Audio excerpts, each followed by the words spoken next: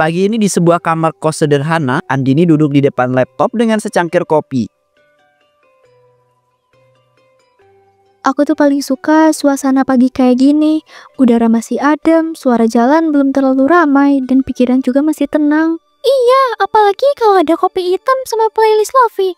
Bikin pagi jadi berasa lebih pelan dan bisa dinikmati. Bener banget yuk, rasanya kayak semua masalah tuh belum bangun dari tidurnya. Dunia masih diam dan ngasih waktu buat kita tarik napas. Kamu gak ada deadline pagi ini, Din. Biasanya jam segini kamu udah mulai panik ngebut desain karena dikejar klien. Hari ini kebetulan aku atur jadwalnya longgar yuk. Klien-klien baru kebanyakan butuh desain minggu depan, jadi pagi ini masih bisa santai. Syukur deh, badan kamu juga perlu istirahat. Tiap hari begadang mulu, nanti bisa ambruk. Kamu bukan robot, Din. Iya sih, kadang aku ngerasa hidup ini kayak lomba lari estafet, gak sempet berhenti buat minum, takut ketinggalan sama yang lain. Tapi kalau kamu lari terus tanpa henti, kamu malah bisa nyasar atau jatuh. Bukan malah nyampe ke finish, malah hilang arah yang ada. Pagi ini aku niat mau fokus ngerapin portofolio. Siapa tahu ada klien besar yang tertarik. Rezeki bisa datang dari mana aja kan? Nah, itu baru pemikiran yang sehat. Bikin karya yang bagus, tampilkan sejujurnya. Bikin klien datang karena kualitas, bukan karena janji palsu. Aku juga pengen punya reputasi yang bagus. Gak mau dikenal cuma karena harganya murah, tapi karena hasil kerja yang bisa dibanggain. Kamu punya bakat, Din. Tinggal dijaga aja integritasnya.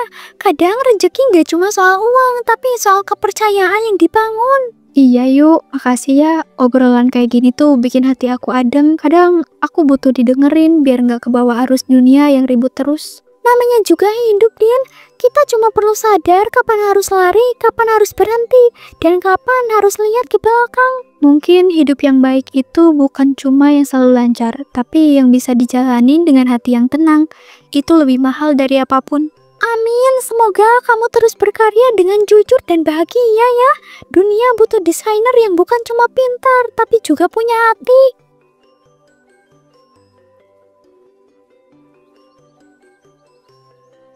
Siang hari matahari mulai naik, sinarnya masuk lewat tirai jendela kamar. Di atas meja ada sebuah laptop terbuka.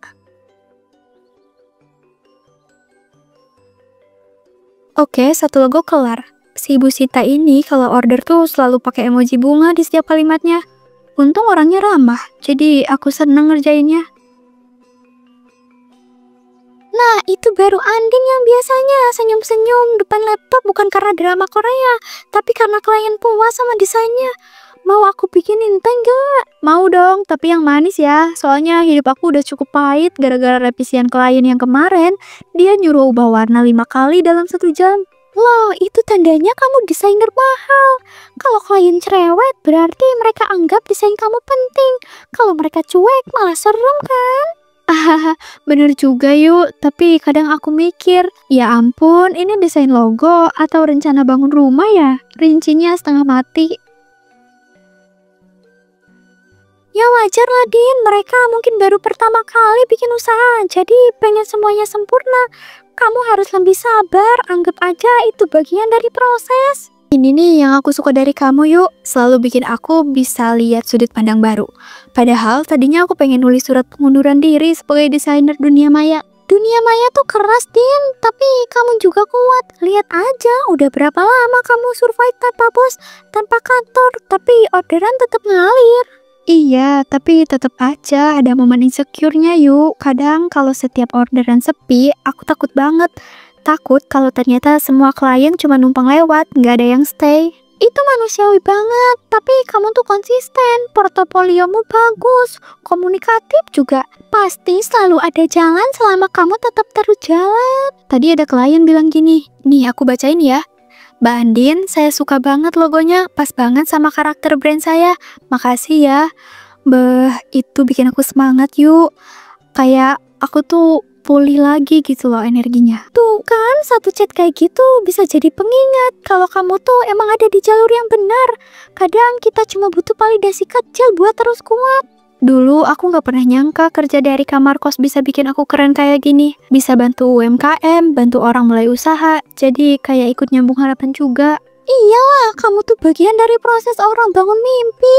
Jangan remehin impact design, bahkan huruf aja bisa bikin orang jatuh cinta ke suatu brand.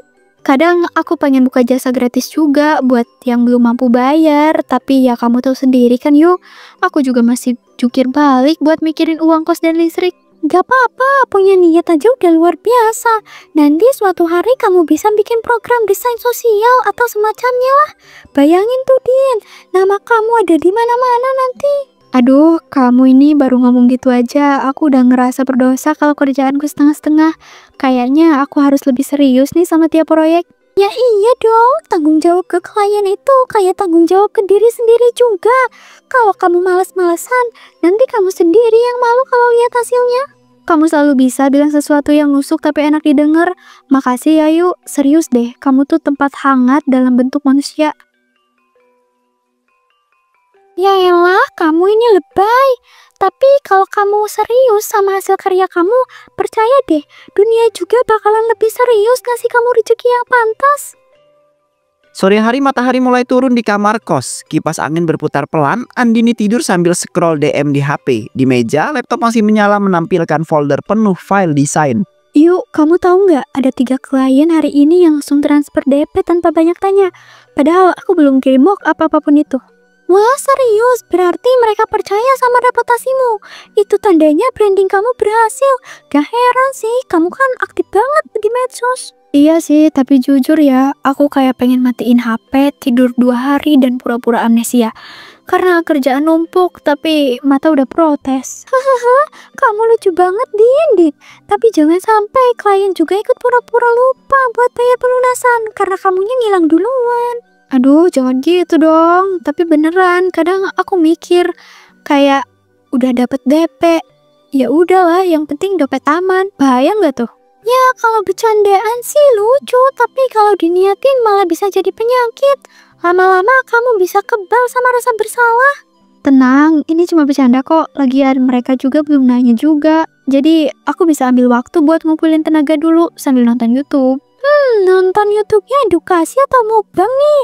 Jangan bilang kamu udah masuk video kelinci makan strawberry lagi. Iya, gimana sih? Kamu tahu aja. Itu loh yang makan sambil nyengir polos, lucu banget. Jadi pengen reinkarnasi jadi kelinci. Astaga Andin, dari desainer handal jadi kelinci mukbanger. Perjalanan karirmu luar biasa. Ntar jangan lupa endorse makanan kucingnya sekalian. Tapi serius deh, kadang godaan tuh bukan buat nyuri uang orang, tapi kayak udah dapet DP, nanti-nanti aja deh kerjainnya. Padahal kan tahu itu nggak baik. Itu dia, nggak semua dosa harus bentuknya gede, Din. Kadang yang kecil tapi rutin lama-lama bisa jadi tumpukan yang gede banget. Kadang aku ngerasa klien tuh juga nggak ngerti betapa beratnya proses desain. Mereka taunya cuma mana hasilnya. Padahal otak ini udah overhead. Iya, namanya jual jasa. Tapi kalau kamu mulai nunda-nunda terus, nanti kamu yang capek sendiri. Deadline numpuk, mood hilang, klien ngamuk. Makanya aku mikir, kenapa nggak semua klien ngilang dulu aja beberapa hari? Biar aku bisa hidup kayak manusia, bukan AI. Aduh Din, tapi justru itu kerjaan kamu harus lebih disiplin lagi.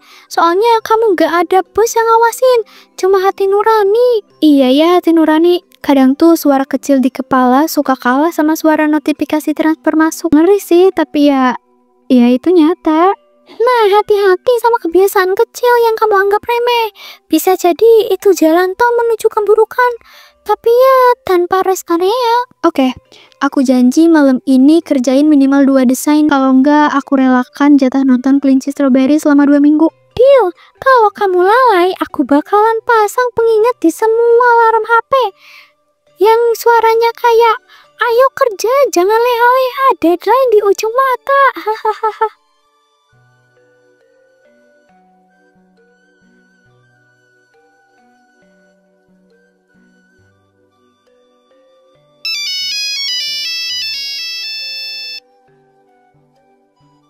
Dini, maaf ya nak, ayahmu masuk rumah sakit lagi. Ginjalnya mulai parah dan harus cuci darah rutin mulai minggu ini. Ya Allah bu, gimana keadaannya sekarang? Terus biaya cuci darah itu mahal nggak?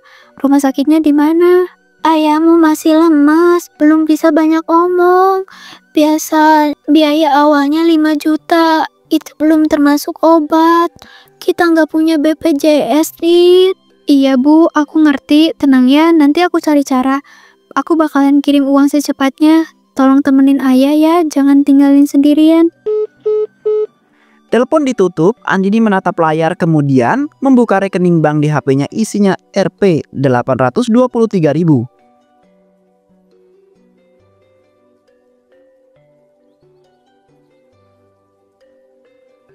Din, kamu kenapa? Wajah kamu pucat banget. Ada masalah? Klien ngamuk ya?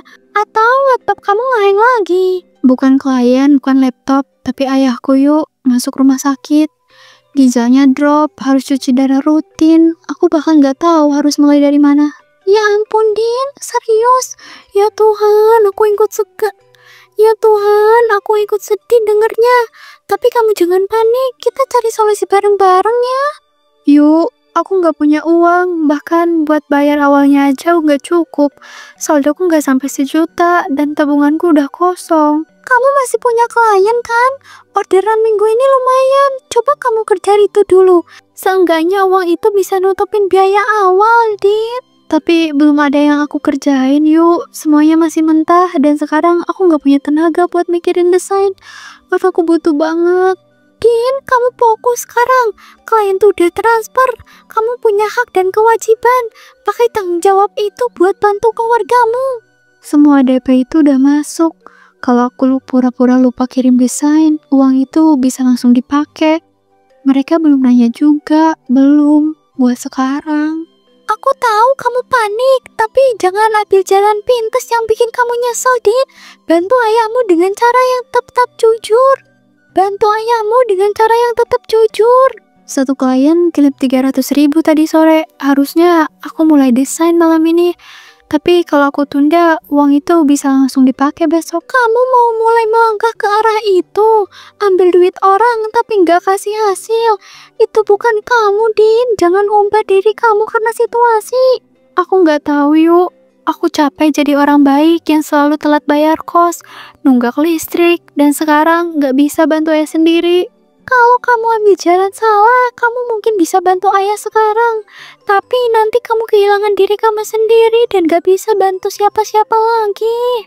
Aku cuma butuh waktu yuk. Cuma beberapa hari. Aku janji akan balikin semuanya. Tapi sekarang, ayah aku butuh pertolongan dan aku satu-satunya harapan dia. Aku ngerti, Din, tapi aku harap kamu tetap ingat siapa kamu sebenarnya. Pilihan hari ini bisa jadi bayangan seumur hidup. Pagi hari, kos sepi. Ayu pamit pulang kampung sejak semalam. Andini duduk sendirian di depan sebuah laptop yang masih menyala sejak semalam. Wajahnya pucat, matanya sembab. Kos ini mendadak terasa sepi, sesepi hatiku sekarang. Biasanya Ayu udah cerewet nyuruh aku sarapan. Tapi hari ini aku sendiri dan aku nggak tahu harus gimana. Tadi malam ibu kirim aku pesan lagi, katanya kondisi ayah makin buruk. Tensinya turun, muntah-muntah, dan harus segera cuci darah siang ini juga. Kalau enggak, nyawanya bisa hilang.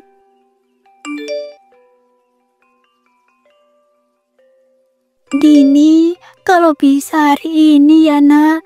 Ayah udah pucat banget. Dokter bilang gak boleh ditunda. Tolong ya. Maaf harus minta begini. Gimana caranya minta maaf kalau aku bahkan belum bisa jadi anak yang bisa diandalkan? Kenapa harus sekarang? Kenapa harus saat aku juga gak punya siapa-siapa? Aku buka saldo lagi, masih ada 823.000. Aku cek history klien, ada 5 orang yang udah transfer DP minggu ini. Totalnya hampir 2 juta. Uang itu bisa jadi jawaban. Halo Kak Andin, apakah desain logonya sudah siap dikirim? Kami butuh sebelum siang ini ya. Aku bisa bantu ayah kalau aku tutup mata untuk yang lain. Mereka nggak akan rugi sebesar yang keluargaku derita sekarang. Andini membuka aplikasi banking. Ia transfer DP klien ke rekening ibunya. Kemudian perlahan ia membuka WhatsApp dan mulai memblokir satu persatu nomor klien. Aku tahu ini bukan hal yang bisa dibenarkan, tapi aku udah terlalu dalam, terlalu lelah, terlalu kepepet. Ini cuma sekali lah, nggak apa-apa kan? Klien baru nggak tahu apa-apa. Mereka lihat portofolio, lihat testimoni yang aku posting sendiri. Mereka percaya dan aku butuh kepercayaan itu buat jadi uang. Kalau ada klien baru, aku balas. Aku tetap sopan, tetap ramah, tetap profesional. Tapi dalam hati, aku tahu aku bukan lagi desainer. Aku pembohong yang pakai kreativitas sebagai topeng.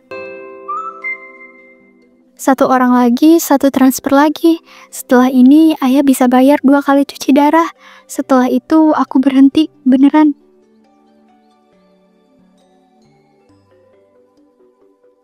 Pagi menjelang siang, kamar Andini berantakan, tumpukan baju tak dicuci. Handphone terus bergetar di meja. Wajah Andini pucat, matanya sembab. Ia duduk bersandar di pojok kasur. Banyak panggilan masuk dari klien Andini. Mereka kayak nggak ada lelahnya ya. Padahal aku juga lagi kacau. Kenapa semua kayak serentak mutusin buat cari aku sekarang? Mbak Andin, tolong balas dong. Acara aku besok, aku udah bayar ya mbak. Kalau kamu gak bisa kerja, bilang aja dari awal. Jangan nipu. Apa sih, mereka ini pada repot banget. Aku kan gak nipu. Aku cuma gak sanggup sekarang. Mereka kira hidup aku senyaman hidup mereka. Mereka tahu gak rasanya jadi aku, yang satu-satunya harapan keluarga, tapi bahkan buat bantu pun gak mampu. Hei Andini, buka pintunya. Saya tahu kamu ada di dalam. Jangan pura-pura nggak dengar. Saya bukan cuma bawa tagihan kos, tapi kabar yang nggak kalah penting. Iya bu, ada apa ya? Maaf kalau saya agak telat bukain. Saya lagi nggak enak badan dari semalam. Kepala saya berat banget. Kamu belum bayar kos 3 bulan. Saya udah coba sabar. Saya pikir kamu anak baik, mandiri, rajin kerja. Tapi sekarang saya juga lihat kamu di video yang tersebar. Ini bukan cuma soal uang lagi, Din. Saya tahu, Bu. Saya sadar kok. Saya memang lagi susah. Ayah saya sakit parah, Bu. Setiap hari harus cuci darah. Saya nggak ada pemasukan. Nggak ada pemasukan? Tapi kamu masih buka jasa. Kamu masih aktif promosi. Jangan bohong sama saya. Kamu pikir saya nggak lihat sendiri TikTok yang semalam viral? Banyak yang mention kamu. Ibu kos mengeluarkan handphone menunjukkan video TikTok dengan tulisan besar. Desainer ini ambil DP tapi kabur. Hati-hati. Ya Allah, itu aku, muka aku, akun aku, komennya juga ribuan. Semua bilang aku penipu, maling digital, penjual janji palsu. Padahal aku kan nggak ada niatan begitu. Bahkan ada yang doain aku biar aku sakit. Ya ampun, mereka jahat-jahat banget. Kamu viral, Dini, tapi bukan karena prestasi. Bukan karena desain kamu yang bagus, tapi karena semua orang nyari kamu. Ada yang udah bilang mau datang ke sini siang nanti. Mereka bilang kalau kamu gak balikin uang, mereka bakal lapor polisi. Saya cuma pengen bantu ayah saya, Bu. Saya nggak tahu harus ngapain lagi. Saya udah coba kuat, tapi semua ini awalnya bukan buat jahat kok, Bu. Saya ngerti kamu kepepet. Saya juga dulu pernah ngerasain. Gak punya pilihan. Tapi jangan jadikan penderitaan sebagai alasan buat nambah penderitaan orang lain. Dunia boleh sempit, Din. Tapi dosa nggak pernah bisa disempitkan. Kamu harus berani tanggung jawab. Ibu kos pergi meninggalkan kamar.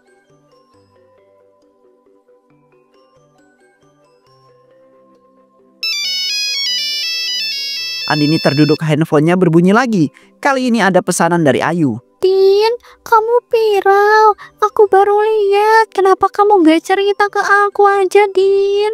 Kenapa semua orang datang sekaligus kayak gini? Klien, kosan, medsos, teman, semuanya nyerbu aku dalam 1 hari. Pasal aku segitu beratnya ya? Aku cuma pengen bantu ayah. Aku cuma pengen jadi anak yang berguna. Apa aku masih pantas disebut desainer? Atau aku cuma penipu licik yang kebetulan bisa buka aplikasi desain, lalu jual harapan kosong ke semua orang yang percaya sama aku? Aku kira aku akan bisa keluar dari ini semua pelan-pelan. Aku kira kalau sembuh, aku bisa kerja keras dan balikin semuanya. Tapi ternyata aku cuma tambah dalam, masuk ke lubang yang aku gali sendiri.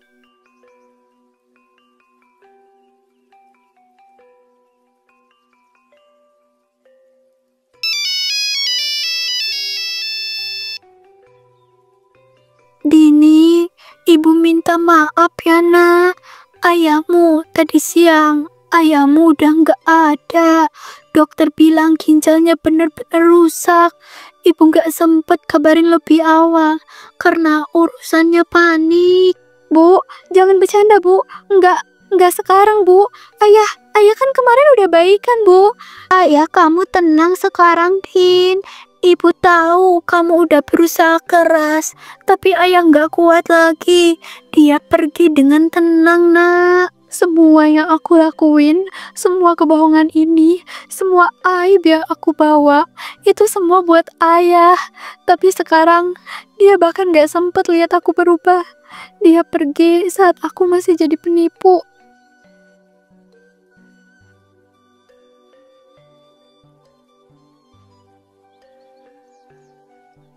Andini, kamu ada di dalam kan? Cepat keluar, ada orang-orang yang nyari kamu. Mereka klien kamu, Din. Banyak banget. Akhirnya ketemu juga. Kamu pikir bisa terus menghilang setelah ambil uang orang? Udah 2 minggu saya itu sabar menunggu desain kamu. Heh, penipu. Gue udah bayar mahal ya. Tapi lo malah blokir semua akun dan ganti username. Tanggung jawab lo. Saya baru aja kehilangan ayah saya. Saya nggak bisa dituduh begini. Saya cuma lagi hancur. Jangan main-main drama ya mbak. Ayah kamu itu meninggal, saya ikut berduka. Tapi itu gak mengubah fakta bahwa kamu itu menipu kami semua. Banyak orang yang kerja keras buat bayar DP ke kamu, tahu nggak? Tolong semuanya tenang. Andini memang salah, tapi kita nggak bisa selesaikan ini sambil teriak-teriak. Biar dijelaskan dulu. Gak perlu penjelasan. Kami udah kumpulin bukti. Kami cuma datang baik-baik sekarang karena kami kasih kesempatan terakhir sebelum melapor polisi. Kenapa semuanya harus datang sekarang? Kenapa ayah pergi bareng rasa malu ini? Kenapa aku harus sendirian di saat si dunia mutusin buat jatuhin aku? Aku nggak punya apa-apa lagi. Aku udah kirim semua uang itu ke rumah. Aku bahkan nggak sempat lihat wajah ayah untuk terakhir kalinya. Kamu kehilangan ayah. Kami kehilangan kepercayaan, sama-sama kehilangan. Tapi cara kamu itu melakukan ini menyakiti banyak orang. Andini terduduk di lantai. Nafasnya tersengal, tubuhnya gemetar, wajahnya basah oleh air mata. Semua berdiri membentuk lingkaran diam dan menghakimi.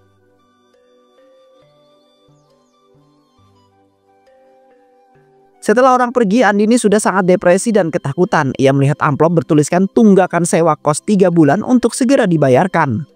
Aku bukan anak yang baik, bukan desainer yang jujur.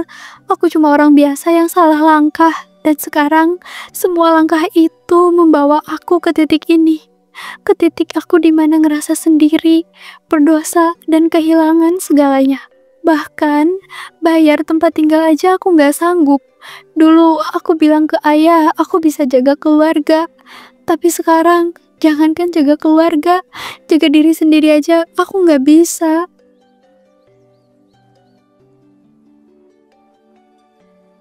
Andini berjalan sendirian di trotoar, rambut berantakan, wajahnya kusam, langkahnya lemas. Aku jalan aja, gak tahu mau kemana. Kayaknya aku cuma pengen pergi dari semua suara, semua nama, semua wajah yang bilang aku salah. Aku gak mau dibenarkan, aku gak mau dibela. Dulu aku lari dari tanggung jawab, sekarang aku lari dari diriku sendiri. Tapi gak ada tempat buat sembunyi dari rasa bersalah. Gak ada ruang aman dari kenangan yang menyakitkan. Terdengar suara klakson truk di jalan. Suara klakson semakin keras, tapi sudah terlambat. Brak! Tubuh Andini terpental ke aspal. Orang